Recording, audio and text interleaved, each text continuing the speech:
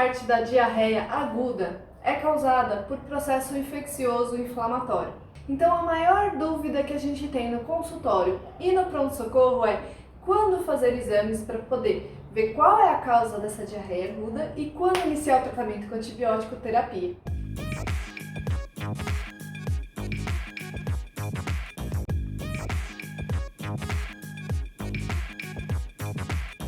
Olá, seja muito bem-vindo ao meu canal. Esse canal é onde eu faço vídeos sobre doenças cirúrgicas e não cirúrgicas do aparelho digestivo. E aqui também eu tiro dúvidas de pacientes. Então já deixa seu like para mim no vídeo para que o YouTube entenda esse conteúdo como relevante. E já se inscreve no canal também para você não perder nenhuma dica, tá bom? Então, sem mais demoras, vamos lá. O tema de hoje é diarreia aguda. Primeiro, nós temos 3 tipos de diarreia. Eu vou deixar aqui para você a diarreia crônica, que é aquela que não melhora com o passar dos dias. A diarreia aguda é aquela que fica até pelo menos 14 dias. E a grande causa da diarreia aguda é infecciosa. Quando ela é acompanhada de muco, de sangue ou de febre, nós estamos diante da desinteria. Já é um sinal de alerta para a gente começar a pensar em uma doença mais grave. Quando que eu devo procurar o médico, então, se eu estou apresentando diarreia? Você deve procurar o médico se você tiver febre persistente, ou seja, mais do que 37,8 graus Celsius no termômetro, tá? Por mais de 2 dias. Esse é um dos sinais, tá? Outro sinal, sinais de desidratação, ou seja, tá caindo a pressão, tá fazendo pouco xixi, ou então tá se sentindo muito tonto, com tontura, mal-estar. Esse também é um sinal de que deve ir ao médico. Além disso, dor na barriga que não melhora com analgésico simples. O que é analgésico simples? Diprona, Buscopan, por exemplo. E também se você apresentar sangramento nas fezes ou então tiver um histórico de doença inflamatória intestinal. A primeira coisa que a gente vai fazer é tirar uma história alimentar do paciente. Porque a grande maioria das vezes da diarreia aguda, ela acontece por contaminação pelos alimentos. Além da alimentação, a exposição ou contato com animais também pode causar diarreia. Tem alguns estudos que falam a exposição aí de animais como aves, tartarugas ou até zoológicos aumentam a chance da gente desenvolver diarreia infecciosa. Viajar para ambientes, que tem poucos recursos também pode predispor a uma diarreia infecciosa, assim como creches ou lugares que tenham muitas pessoas conglomeradas. Não só essa história, mas também o uso recente de antibióticos. A gente já está careca de saber que quando a gente toma antibiótico, a gente muda a flora intestinal, né? E isso predispõe ao aumento de alguns outros tipos de bactérias e aí causa a diarreia.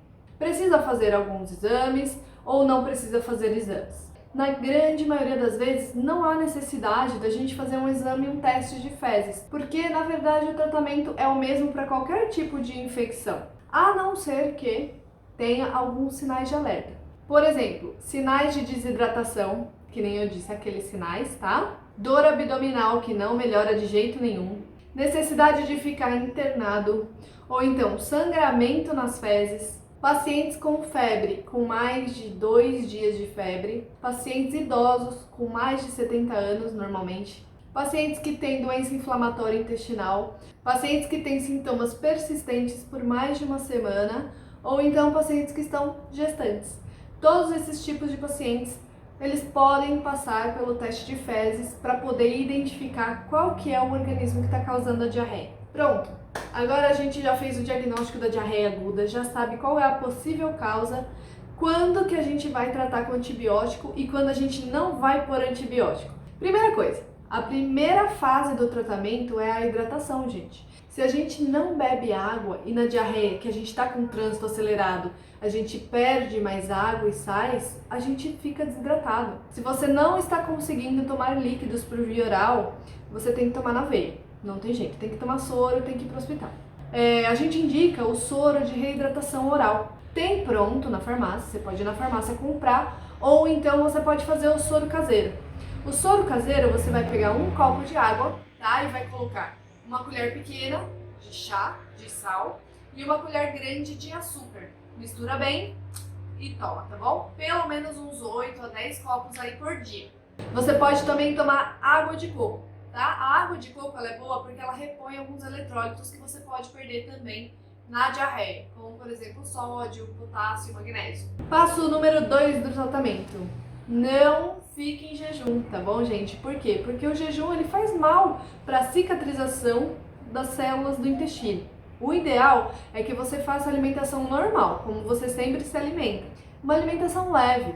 A gente normalmente indica comer amidos e cereais cozidos. Por que amidos? Amidos eles vão, além de mudar o pH intestinal, eles também funcionam como uma goma, né? Eles aumentam as fezes, né? Aumentam o bolo fecal e também ajudam com a flora intestinal.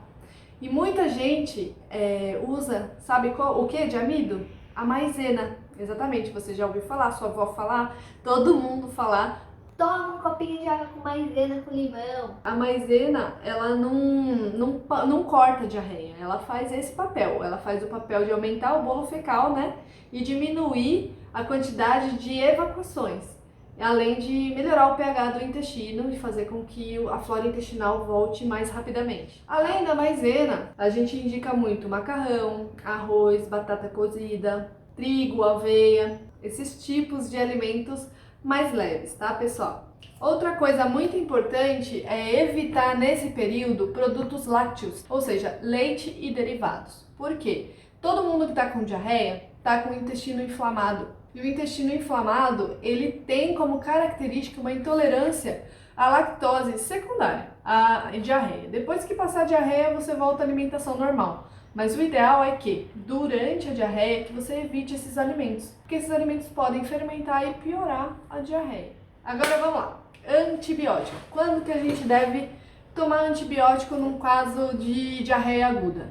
Batata, gente, que nem eu falei antes. Doença grave. O que é a doença grave? É aquela que causa debilitação, desidratação, febre persistente, dor abdominal, diarreia com sangue e muco. E pacientes que têm mais de 70 anos e aqueles que têm doenças crônicas, né, que eu falei que são graves, tipo insuficiência cardíaca, insuficiência renal ou qualquer outro tipo de doença que possa descompensar por causa dessa diarreia. Outra pergunta que eu sempre escuto no consultório: Mas doutora, não pode tomar um remédio para cortar essa diarreia? Eu falo, não.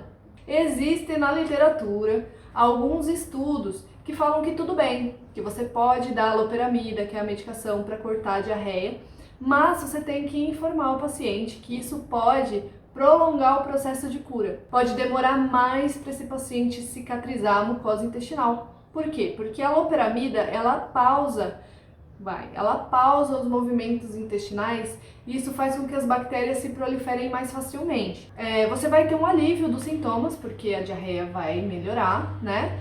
Mas a doença vai ser mais prolongada. O tratado de coloproctologia, ele contraindica o uso da loperamida, que é uma medicação para cortar a diarreia. Mas existem estudos, hoje eu fui até pesquisar, que já indicam sem problema nenhum para pacientes não graves. Os pacientes graves, que são aqueles também que são eleitos para tomar antibiótico, não podem cortar a diarreia, tem que deixar o intestino funcionar normalmente. Probióticos, gente, podem ser usados como uma terapia alternativa para ajudar a melhorar a flora intestinal do paciente que não tem a doença complicada. Enfim, o tratamento para qualquer tipo de diarreia é esse, gente, que eu falei. E tempo, gente, tempo porque a doença é autolimitada, ou seja, ela vai melhorar, seu organismo mesmo vai combater essa infecção. Não tem mais nenhum outro remédio para fazer. Você pode reduzir suas chances de contrair diarreia fazendo alguns passos simples, como por exemplo, lavar as mãos sempre após trocar fraldas dos bebês, ou então antes de cozinhar, ou então depois de cumprimentar alguém ou passar em algum lugar que passa muita gente, por exemplo, colocar a mão no corrimão do metrô, né? Tudo que você possa ter contaminado a sua mão e depois levar a mão à boca pode te causar diarreia. Então, sempre que puder, lave as mãos com frequência, principalmente antes de comer. Ou então, esfregar o nariz, esfregar o olho também pode contrair a diarreia. Não a diarreia, né? O micro-organismo que causa a diarreia. Preste atenção na segurança dos alimentos. Por exemplo, não vai ingerir um leite que não é pasteurizado. Lavar bastante as frutas e os legumes antes de comer. Cozinhar as carnes e os frutos do mar sempre muito bem cozidos. Cozinhar os ovos até a gema ficar bem firme. E lavar as mãos e aquelas tábuas de madeira que a gente coloca os legumes crus, né? Em cima, você corta lá e depois você lava para tirar os organismos que estavam nos vegetais e nas frutas que você cortou nessa tábua. Tá bom? Essas são medidas aí básicas para você evitar a recorrência da diarreia. Bom, eu vou ficando por aqui. Espero que você tenha gostado do conteúdo desse vídeo. Se você gostou, já deixa um like para mim e se inscreve aqui no canal para você receber todas as novas dicas e vídeos que vão chegando aí. Já liga o sininho também para você ser avisado pelo YouTube, tá bom? Qualquer dúvida que você tiver, deixa para mim nos comentários ou então me segue nas redes sociais que lá no Instagram é onde eu mais interajo com o público. Vai lá no Instagram, deixa sua dúvida que a gente posta e tira a dúvida de todo mundo, tá bom? E até o próximo vídeo. Tchau!